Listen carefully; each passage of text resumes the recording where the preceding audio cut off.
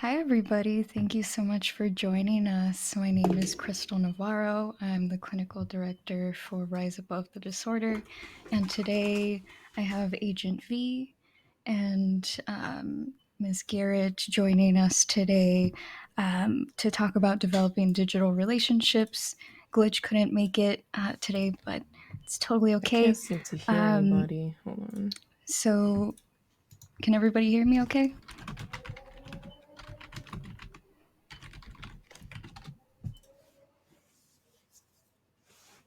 No?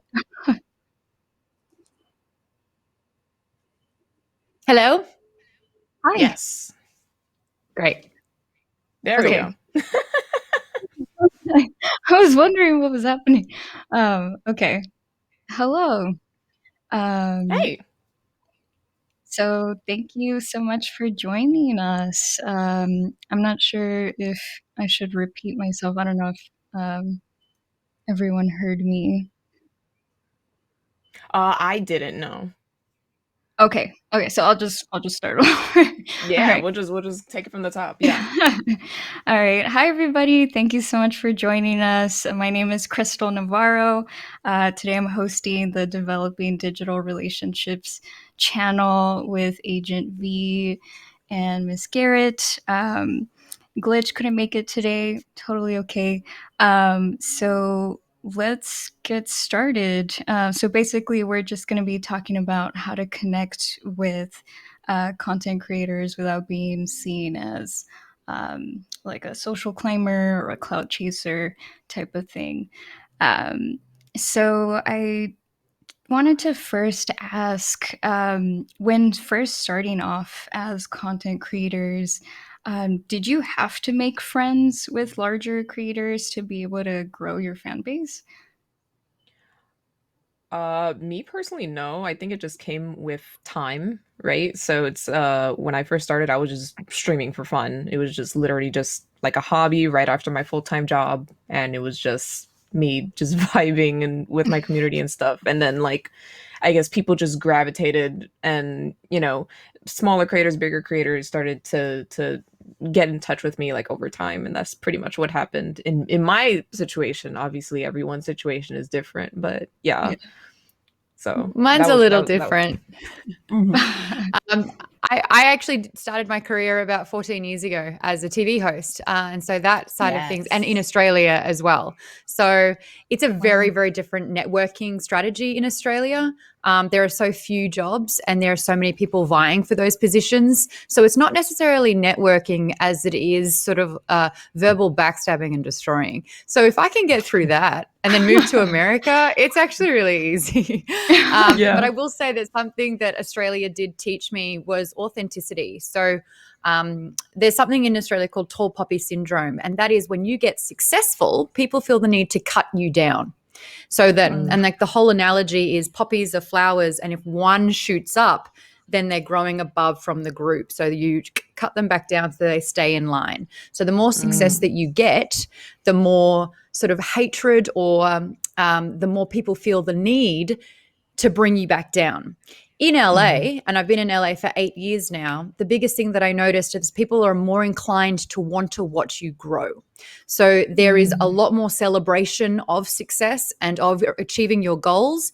And people will want to help you get your goals so that when you do find the success, you will remember them and bring them up with you. So Mhm. it's a very opposite strategy. And so I love being in America because everyone does want to win. And I find that success, like even if it's fake or people are opportunistic or they're trying to help you so they get something in return, the end goal is that everyone wins, which is the exact Mhm. opposite in Australia, where everyone feels happier when they lose. That's Wow. interesting. Yeah. Oh my gosh. It's Maud, by Actually, the way. oh, mod. It's Okay, Maud. sorry. I Yeah, didn't want to that's mispronounce okay. that. That's all right. um, so actually, you brought up a point that I was curious about. So when you were mentioning like you talk to people sometimes. There is like a mutual gain from it, but I know sometimes as a content creator, um, you might feel like some people are just using you at times. I know there's that struggle of being able to make friends, like genuine friends. Um, Mm-hmm. how, like, what does that feel like to you? I want the audience to kind of know what that's like on both of your ends. Mm-hmm. Um, I don't know. I guess for me it's like, again, it doesn't really happen. I know that it does happen, right? It's like a Mm-hmm. thing that does happen. It hasn't happened for me specifically. Luckily, like my group of friends are all pretty well successful. Like Maud was saying, is like, we all bring each other up and that kind of scenario. So when we do like collaborate and like play games together, it's literally just out of fun, and then when we're done we kind of like promote each other and like that kind of stuff, and Mm-hmm. that's kind of like, I guess that's a good oh gosh, what's the word I'm looking for? I guess it's just a good attitude to like go into it when you start streaming. It's just like, try to build that sort of relationship and not try to be like a cloud chaser. Is like, it's not all about the bag, because Mm-hmm. like it's just streaming and content creation in my eyes is more about like the connections and the relationships and the experiences. So it's like, I don't know. It's just in bad taste, right? It's like if Mm-hmm. if you're just trying to like talk to somebody just to, either as Maud was saying, bring other people down or to bring themselves up. It's like that's just not the way to like it. I don't know. It's just in bad taste. It's like a weird way to go about like content creation. It's like it's not genuine. Mm-hmm. So, but yeah, it's just I try to avoid that. Again, it's like about the experiences and my friends, and it's like we all try to bring each other up. So, yeah, that's pretty much it in my end. I wouldn't mind sort of really going over the definition of what clout chasing is, because I feel like it's one of Hmm. those words that have kind of surfaced in the last 5 to 10 years, and everyone's got their own sort of version of what that means. I remember 10 years ago, clout was just a simple word that described online social success in terms of influence, in terms of building and growing an audience. So the word clout wasn't necessarily a negative thing, but to chase clout, and I think the Hmm. negative connotation that we have on chasing clout is, for me personally, when someone is willing to cash in their values or to put their values aside for a greater gain in sort of like getting an audience. So they're willing to Hmm. compromise their values or other people's integrity for social gain. And I think that that's really worth exploring everyone's definition of clout chasing, because previously I felt like what was the difference between someone who clout chased and someone who hustled? Because Yeah. hustling is something that we celebrate, and yet clout Hmm. chasing is something that we frown upon. And I really want to figure out and break down what we believe the notion or the term clout chasing really does stand for, and why it's Hmm. good or bad or a gray area. So that's something I'd like to put back on you guys, if that's all right. Hmm. That's Yeah. true. Yeah. Um, I guess.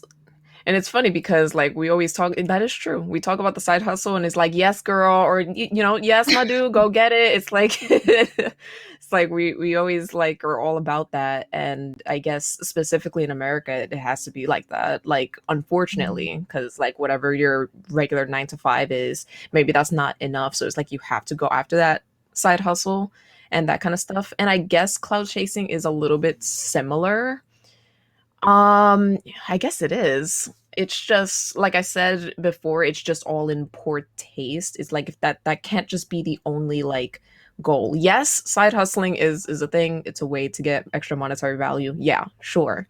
Um I don't know. It's just the internet's weird. Let's just throw that out there. The internet's weird and how we perceive things, right? So it's like when you clout chase, like I mentioned, it's just in bad taste. People just look at you and kind of give you the side eye. It's just like, when you put it that way, and it's like you're only chasing the bag. It's like you're just trying to climb your way up and not trying to hold on to like those connections and like that kind of stuff. You're just trying to shoot for the stars, and that's it.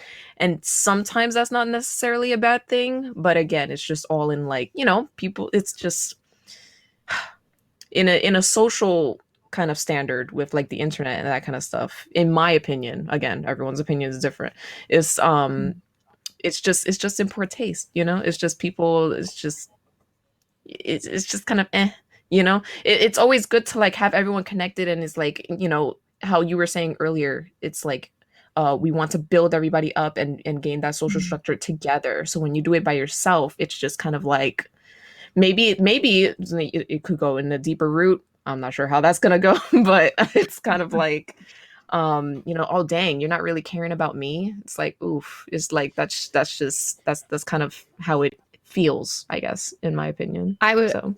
I'd love to address Elle's comments in Twitch right now saying, I love this conversation. Mhm. Yeah, I think the difference between Justly and Clout Chaser for me is when a person doesn't care about the people, they only care about what can be gained from a person and will throw away that person when they can't get anything else from them. Hustling doesn't inherently hurt others, but clout chasing does. And I think this is where we kind of look at a social etiquette and also a social currency. And when I say social currency, it's in the terms of like having a favor bank system.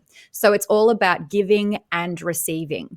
I feel like clout chasers see that what they can take, but they're not actually elaborating, investing in, or dedicating to giving back as well. And I think that that's where the poor taste thing keeps coming into this conversation here, when it's like if someone just goes around taking. Now, the unfortunate thing about takers is that they usually attract givers, because people that inherently like to give attract people that can take, because they're saying, I can give you all these things. And someone's like, great, I'm going to take that and move on. So it's about recognizing takers. And I think the way that you can recognize a taker is when they're asking for favors, they're suggesting it, they're getting all the gain out of it. And then when you ask for a favor back, or when you have a suggestion, it falls on deaf ears. And there isn't that mutual exchange of favors, of gain. And you're not benefiting, only they are. And that's when you feel a little bit used. So I think that's the big thing to avoid. But as Agent V and I have both sort of mentioned, the big thing about being in America and being a content creator is that it's all about not only what you can gain and how you can do things, but also really giving back. And the big key thing that I would like to stress in this instance is, instead of networking up, you network out. And that is, instead of going after the big players who have already earned their positions there and asking for them to help you up and to get there, you instead network out to peers on the same level as you. If you're starting out, find other people starting out. And what happens then is that you invest in give and take, and you build up this bank favors. And, you know, there's a lot of give and take and a lot of growth together. And that when you grow together and then they get the job, they'll bring you up. And then when you get the job, you'll bring them up. And it's, if you can kind of do that with 5, 10, 15 peers, you become a force together where you're constantly helping and giving, and everyone gains and benefits from it. So that's the goal with it. And that's genuine. Versus and you like, build real friendships from that. Yeah. Versus like the parasite effect, like how you're just saying, is like, it's only take, and I'm just gonna leech off of you, and you know, and when I'm done sucking you dry, I'm just gonna keep moving on, you know. So, and I have a 3 policy rule, like, and I've had friends sort of take advantage of that for a little bit. They're like, hey, I'm doing this new thing, can you tweet about it? Hi, can you do, like, I've got this new thing, can you post it here, can you help me? And by like the 4th time they've asked and I haven't asked for anything in return, I have to be like, hey, that's on me, because when this person is trying to build a relationship, saying, I'm doing great things and I'd love your help with it. And the expectation, I hope, is that then when I turn around and say, oh my gosh, I should use her when I have things. But because I struggle asking for help, I find a lot of people keep asking me. And that's, I've got to own my part in that as well, where it's like they're trying to build a favor relationship, but you're not stepping up to ask for help either. So that's like a 2-way street as well. But what I ended up doing is taking a step back, because I felt like they would take when I actually could have stepped up with them too. And asking for help is really hard. Yeah, I was gonna say that. It's like, don't be afraid to be shy. And I know it's very hard, because a lot of people are just like, there's some people who are just like antisocial. They're just like, you know, but when if you are trying to grow in this space, it's like, you have to not be afraid to ask for help, or ask for advice, or ask for any of that kind of stuff, you know. It's like, just anybody, even if it's just one person, just be like, hey, what can I do to possibly grow? I see you're growing a lot. Do you have any advice for me? I'm up and coming, or I am growing currently and I just need like a little bit of a boost or something like that. Do not be afraid to ask for help, y'all. Don't it's, they're like, obviously people higher up, they could be busy and like that kind of stuff, but they're not afraid to help you, so yeah. Yeah, and actually piggybacking off of that, what are appropriate ways for people to be able to ask for help like that? I mean, it's kind of like what I mentioned, right? It's just like you just can't be afraid, I guess. What's some appropriate ways to like go about it? I Mhm. mean, I mean, like we were saying, like don't be a leech, don't be a parasite off of it. It's just like it's a mutual like exchange. It's like, I don't know if you guys ever watched Full Metal Alchemist before. It's like equivalent exchange. It's like I give you something, I get something in return, et cetera, et cetera. So like for example, there's a lot of collaborations that happen like on YouTube and stuff like that. And one person makes the video or something like that, the other person like retweets it, and then it just spreads out, and then it's just people get more attention. And then like even like in the description of like YouTube videos, there's like, hey, follow this person collaborated with me, and that kind of Mhm. stuff. So it's like things like that, little things like that, that help you grow in that social clout and all that kind of stuff, versus just like, I guess, straight up demanding it. Again, it's like that mutual Mhm. exchange. So uh yeah. I agree with that. My whole big thing is ask with gratitude, not with Mm, expectation. Oh, I Because if love it's that. like, tell them. I need you to do this for me, this is what's happening, this is what I need you to do, and this is how it's going to happen. I'm like, Mm-hmm. no, no. But if it's like Mm-hmm. this would mean so much to me, I'd love to be able to work with you. And then to go on with what V said, even put in there, and I can do this for you, or down the line, let's think of something else. So leave an invitation open for that mutual exchange to exist, instead of literally dictating, you do this for me and that's what I'm required and that's what I Mm-hmm. need in this. So just being open to, whether it's opening a door to another opportunity. But I think that would be, I'm a lot more inclined to help someone who says to me, I really need you, I need help with this thing now, and I'd Mm-hmm. love to be able to return the favor should something else Mhm. arrive. Or is there anything that I could step up and help you with as well? That's like, cool, this is an exchange. We're scratching each other's backs. But the amount of Mm-hmm. times where it's like, could you just do this? And then Yeah. 4 days later, oh, could you also do that? Or could you do you this keep as well? And you're just kind of like, It's kind no, of like, like the good whole on you for thing with, asking. yeah. It was, sorry, I didn't mean to interrupt, but it's like, it's kind No, of you're like good. just thinking about it like in IRL like situation in real life, where uh for example, it's like, I'm gonna, Maud needs $20 from me. It's like, okay, cool, I'm gonna give you $20, just make sure you pay that back. If Maud goes over and takes my $20 and doesn't give me back my $20, then I'm like, what the heck, where's my $20? So it's like, it's that same whole like interaction, I guess. And if I go online and say, look at this $20 that I have, Yep. Yep. then that's Mm-hmm. 10 times worse. You're like, but And I then you're like, gave wait, you. that's wait, that's my No, no, twenty no, it's fine. dollars, It's in my hands. I've got it. Look at this $20. And that's Yep. also something that has happened where it's like taking all the glory and not Mm-hmm. acknowledging the help. I Mm-hmm. think that Yep. that's a really, and like honestly, a shout out costs nothing Nope. and Nope. weighs a lot. Like, and it's, Mm-hmm. and it's received so heavily. So I think that It's true. that's another big one. And I think we all just need to kind of realize sort of how we can give and receive for free. Like, Mm. the amount of ways Yeah. we can give back, and it's not a monetary thing, or it's really an effortless way to give thanks. Mm-hmm. Yeah. Yeah, nothing ever has to be monetary. It's like, I always tell people like who view my live streams and whatever, and people, some people feel bad for like not whatever gifting subscribers, or like, throwing down bits on Twitch or anything like that. And I'm just like, literally, your time is the most valuable thing that you could ever give anybody. Your time is the most valuable thing you can give. So it's like, even just sharing the stream, or whatever, sharing your favorite content creator, that helps them a ton. It's not necessarily all monetary value. It's like word of mouth. helps and goes a long way just in the long term. So Yeah, yeah. definitely. And I'm curious, I know, Maud, you were saying earlier, like you have a hard time asking for help. And so it's kind of tough doing that yourself. Like, how did you learn to ask for help, or when did that kind of grow? Honestly, the real shift was I noticed how easily people were able to ask me, and I think that I was resentful towards them, not because they kept asking, but because they were brave enough to do it and I wasn't. So I really had to check myself in that moment where I'm like, oh my god, they keep asking, they're takers, they keep asking and I keep doing it. It's like, ask back, you're just mad because they're doing it and you haven't figured out how to yet. So shift Tell 'em. that blame, and do something about it. And I think the biggest lesson that I learned is that if you're too scared to do something, someone else already did. Someone else is already going to do it if you don't.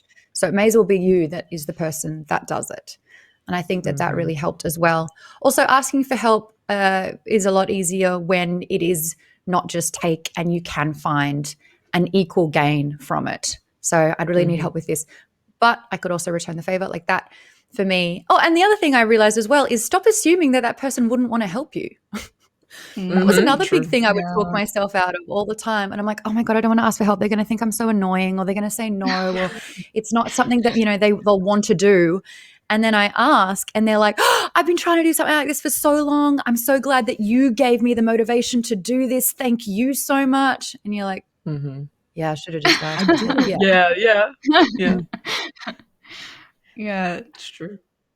it's very easy to assume things like that, especially if you grew up kind of in a place or in a culture where you kind of have to be very independent, do things on your own, or people around you don't have the emotional or mental capacity to kind of lift you up. So you kind of carry this along with you growing up. Um, so I think it's great that you kind of pushed through that fear, that fear barrier. The worst they can do is say no. Sorry, I Yeah. can't help. And then it's just like, all right. It's just like you just move on from that. That's just how I it's like if they say no, it's like, all right.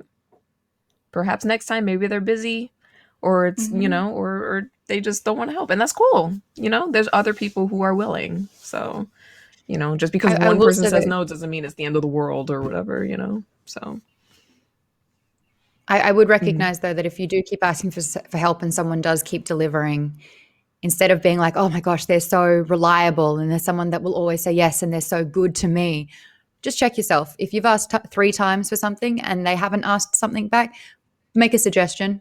Balance the scales out on their behalf, because chances are they're really nice and they're building up a resentment and you don't even know it. Oof. Yep. That's good advice. Yeah. True. And Is it too actually, early for this kind of truth bomb? I realize it's like no, it's afternoon great. now. So. It's brunch time, Yeah. It's like I love get the truth Moscato, for get all that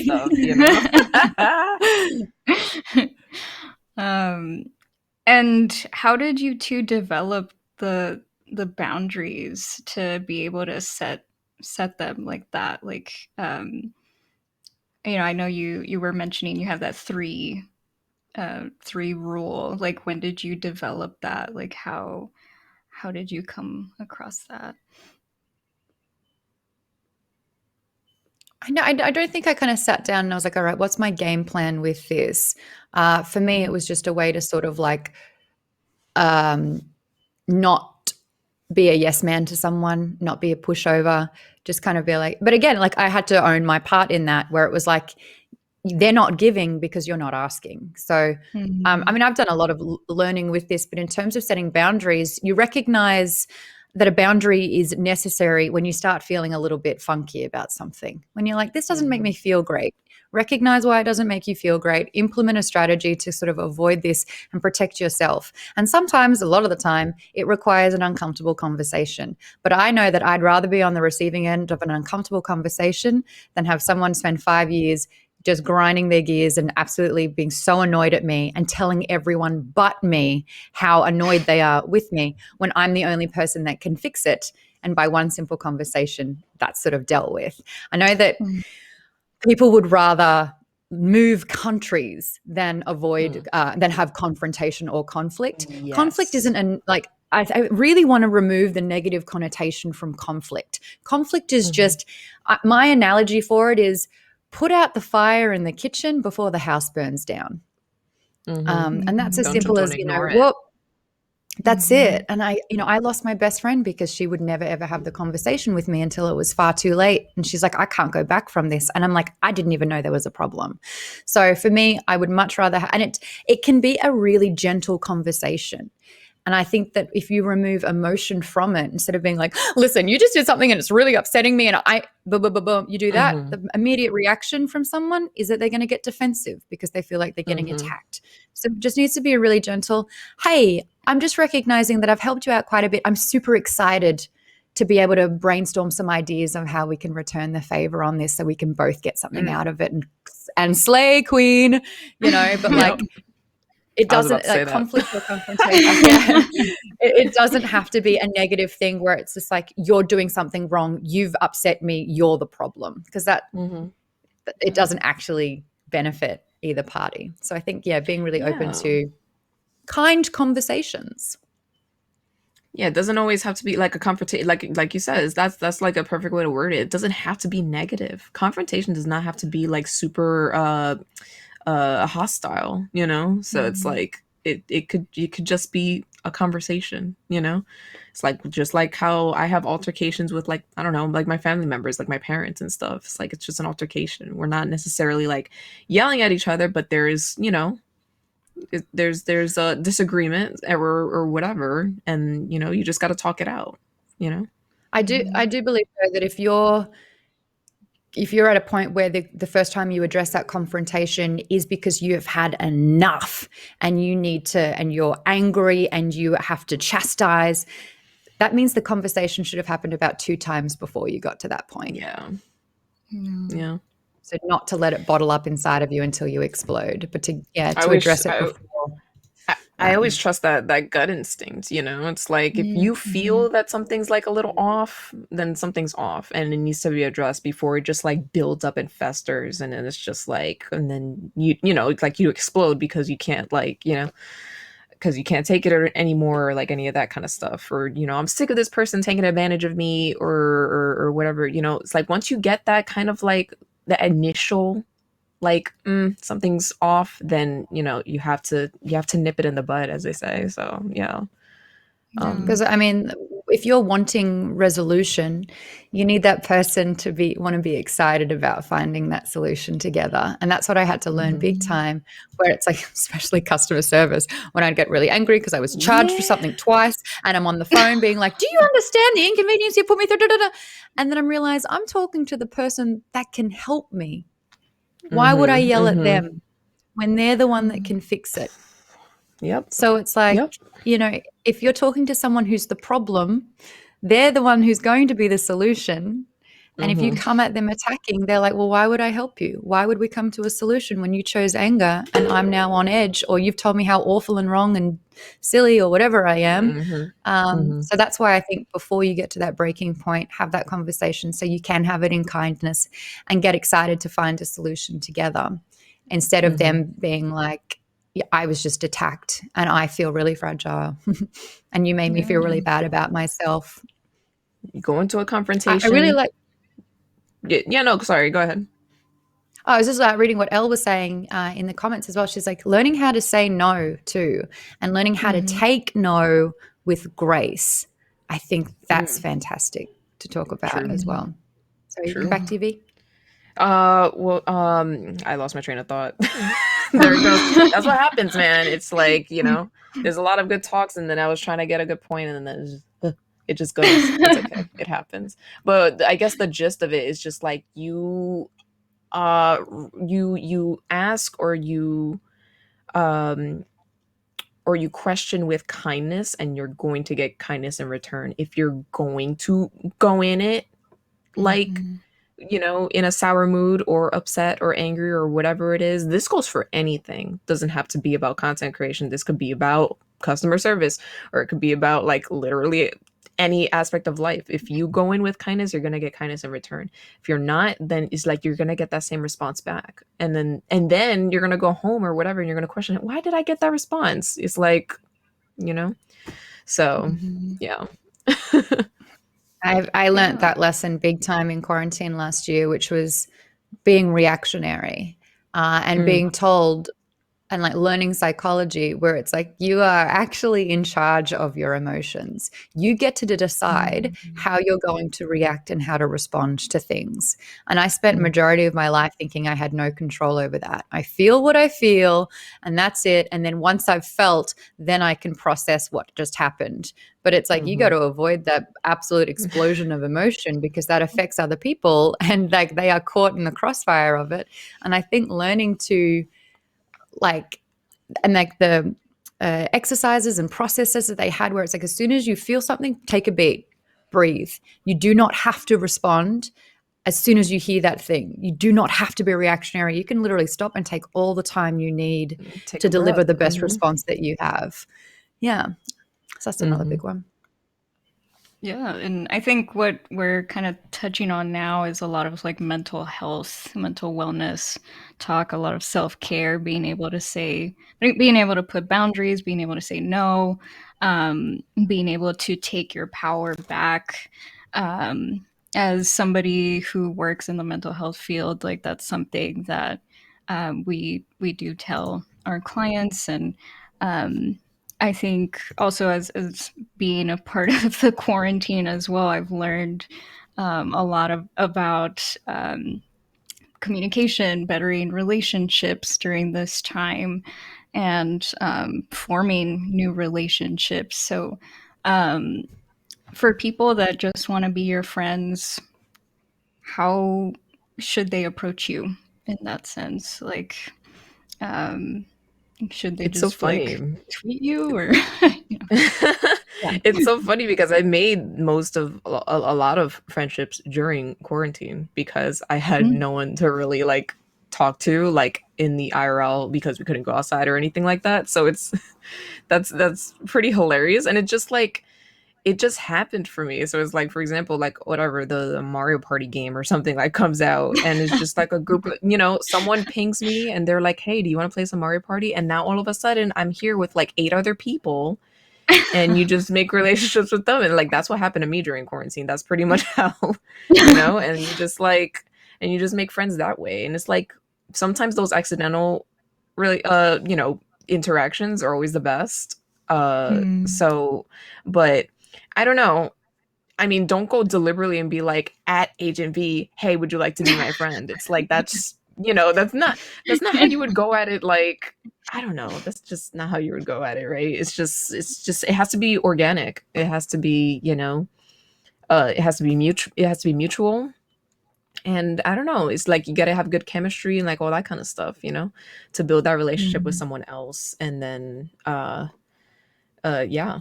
That's pretty much it for me personally. I meet a lot of sort of collaborators through work. So if we're both on the same Mhm. panel or if we're on the same job together, that's sort of like how I will interact and bond over work by, talking about more work opportunities. I will say though, and this is a bit of a bummer for some people to hear, but I have incredibly strict boundaries when it comes to streaming. So if you're a supporter Mhm. or you are a Twitch subscriber, it does not mean that Mhm. you get to ask me to stream with you, I'm afraid. Like I am Right. really, really clear about that, especially with Patreon as well. We will stream if I decide that it would be a really fun thing to do for backers, but to DM and invite me into your game, that's the Patreon perk hasn't bought you sort of like that right Mhm. to me in that particular way. I am incredibly stern about that, and it can be an incredibly uncomfortable thing for some people. That is a good point. It's Mm. like you can't just like come into a stream in the span of 5 minutes, you follow, you subscribe at tier 3, and then you give like, or you tip $20 and be like, I want you to be a part of my stream. That's not how it works. It's like that's really not. It's like I said, it has to be organic. It can't just be like, I gave you money, now you be a part of stream now. And it's just like, what? It's Mm. just like, that's just, again, it's just not organic. That's just not how I work things. It's like I I form my bonds and stuff through legitimate, like, talks and whatever. Like if we go, like if we're at, I don't know, TwitchCon or something, and we find each other at and we communicate and like that kind of stuff. I established that first.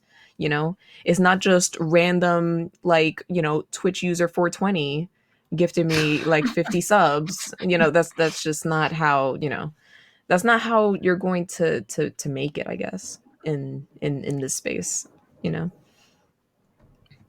I think I have another rule as well, and I see that Elle's Uh-huh. exactly the same. She doesn't stream anymore, but only communicate with viewers on stream and not outside of it. I got a plane going past. I'm sorry if that's loud. Oh, you're They're like, Who's yes, flying? girl, that's right. But I will say, like, my DMs are shut to anyone that I am not following. And my rule is in my Discord, on my social medias, if you cannot say something to me publicly, then you shouldn't be saying it to me. Oh.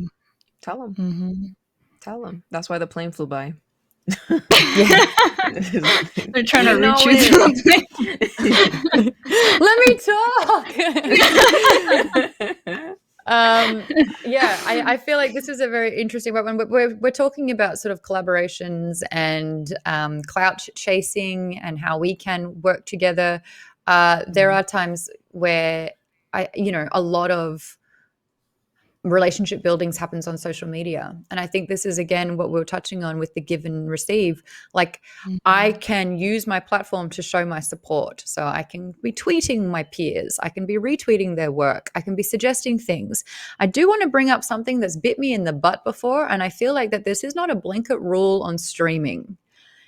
And that is, if you have a bunch of friends on a stream and I'm commenting and I'm friends with one of them and I'm like, how are you? We need to catch up. We should stream soon. I have a policy where we celebrate creators. If you see someone on my stream and you're here to support them and you want to chat with them and you want to have a conversation and you even want to plan a next stream, if I can help facilitate that, amazing.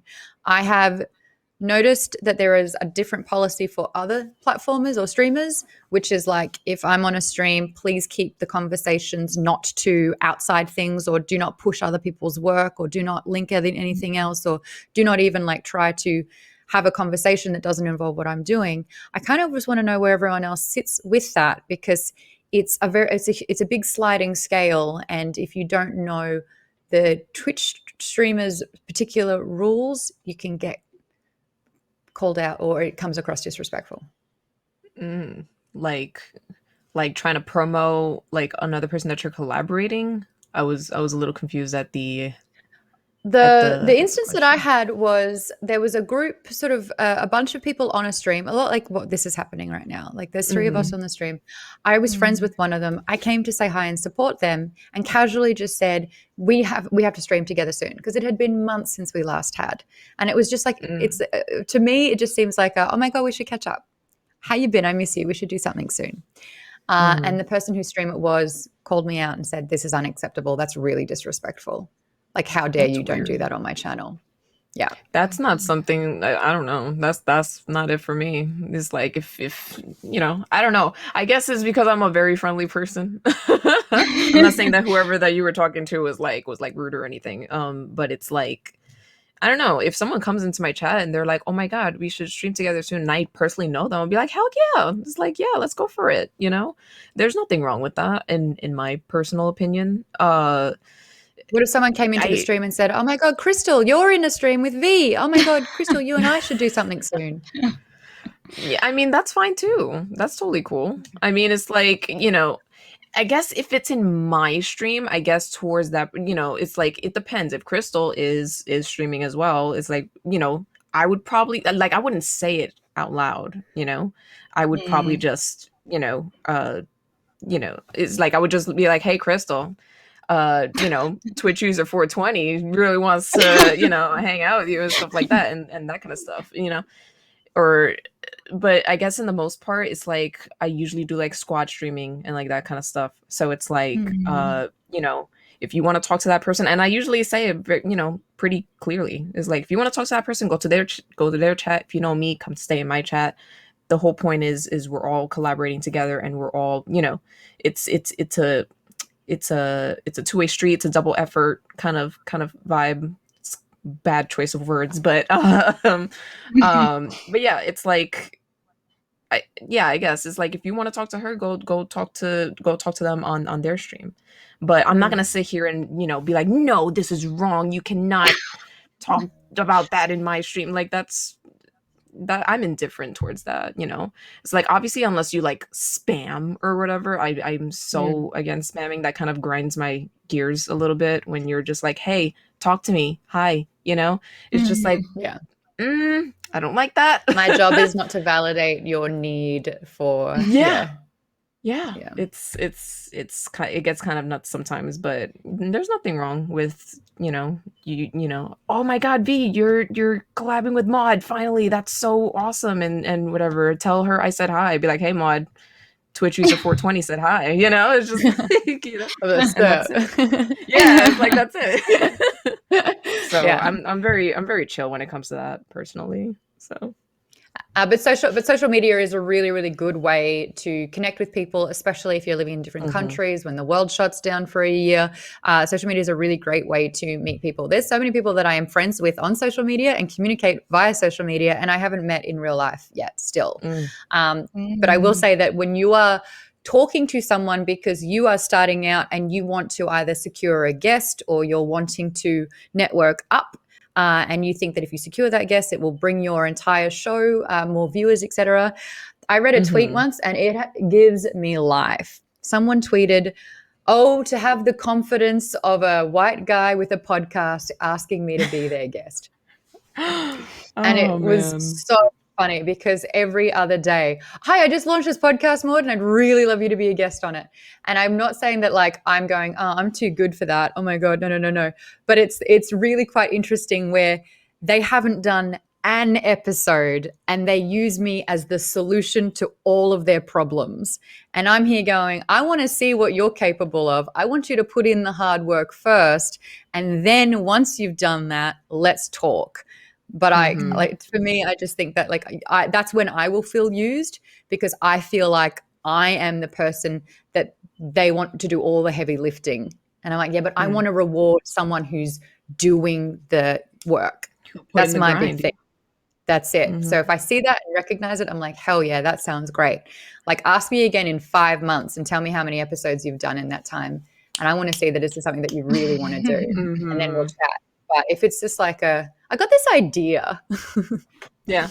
I want you to be a part of episode 1 of my 5-part series that I'm not going to continue, and it's not going to be a 5-year-long plan. It's just something that I come up with out of the blue. And Maud, you are the perfect like person for episode 1, because everyone loves Maud and everyone's going to, join in on episode 1. I'm going to get all the clout in the world. And then episode 2, I have no idea what I'm doing. And Maud, I want you to tweet about it. I want you to tweet about it saying you'll do it. I want you to tweet about it saying when the episode's up. I want you to tweet about it a week after, when we haven't even got the second episode, because we'll need to probably replay that first episode. And on Instagram, and I heard you're on TikTok. Could you do a TikTok about it as well? That could be so fun. Tell them. That's just not how it works, man. It's like, again, we've said it before. It can't be like a parasitic thing. It has to be a mutual effort. And you have to put in the work too, and then that person you're trying to communicate with will reciprocate that in return. So yeah, it's like mutual respect is a huge part of this whole space. So yeah. And also, if I challenge you in that way, I've had a couple of people. I've had someone ask me to mentor them. I've been in this situation a lot, and I will push back and I'll be like, "What are you going to do? What have you done?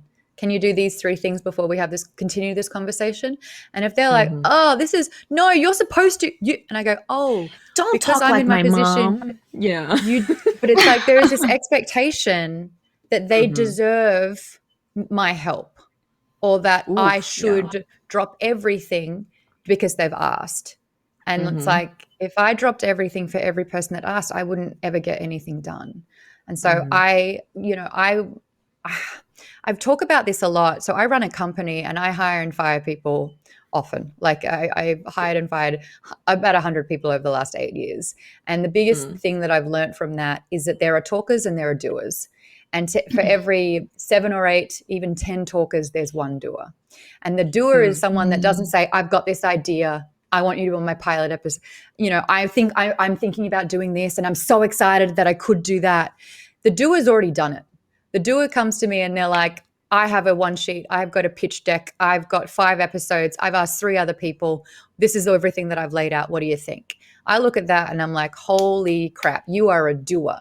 You don't just talk about this stuff, you put your money where your mouth is. And I will absolutely invest, hire, and help the doers. But I have met so many talkers that say they're going to do all these amazing things. And when I give them the opportunity, it crashes and burns. And I will push them. I'll be like, but you said you would do that. What happened? Why didn't this happen? And then when I say, I'm not going to mentor you or I'm going to fire you and this isn't going to work, they blame me. And I've been blamed I've been blamed a lot of times because I wouldn't accept someone not doing the work that they were supposed to do. Yeah. And that's a really like- ugly conversation to have. Yeah, it's true. And it looks like we got to wrap up now, so I'm sorry. We were getting really okay. good though, but I was yeah. gonna rant. Yeah, no, Do it's okay. it. I didn't hear them in my ear. I was like, oh. Thank you so much, Maud and Agent B, for being here. I love the conversation. I felt like we could have kept going another hour, but we got to go. We could have. So, That's my baby. thank you so much for your time. Again, I'm Crystal from Rise Above the Disorder. Rise Above the Disorder, as you may know, is a mental health nonprofit that focuses on removing barriers to mental health care. So please, if you are struggling and you need help getting a provider, please feel free to reach out to us. If you can't afford therapy, please feel free to reach out to us at yourrad.org. All right. Well, thank you so much, and I'll talk to you all later. All right. Thank you. Bye. Bye.